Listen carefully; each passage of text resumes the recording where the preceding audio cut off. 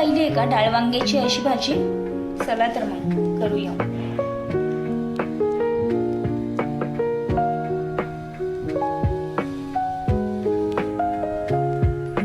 आज आपण करत आहोत डाळ वांग्याची भाजी. तर हे आहे त्यासाठीचं सर्व साहित्य. तूर डाळ 1 तास भिजत ठेवलेली आहे. वांगी बारीक चिरून घेतलेली आहे. Let's start.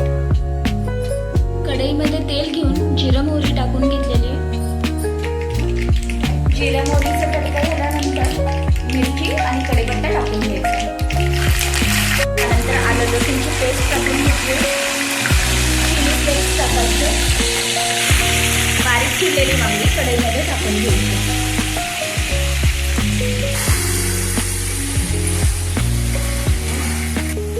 आता 1 तास भिजत ठेवलेली तूर डाळ टाकून घेतलेली.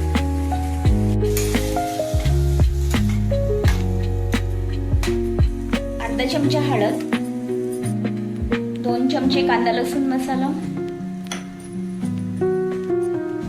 अर्धा चमचा धने पावडर, अर्धा चमचा लाल तिखट, अर्धा चमचा गोडा मसाला, 1 चमचा मीठ टाकलं. नंतर बारीक चिरलेला टोमॅटो, कोथिंबीर,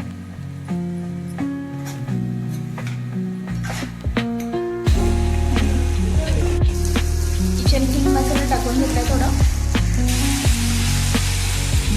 थोडं पाणी ऍड करायचंय.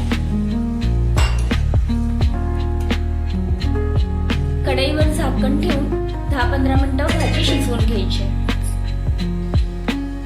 10-15 मिनिटं झालेले. आता आपण झाकण काढून बघू भाजी शिजते का. भाजी शिजून झालेली आहे.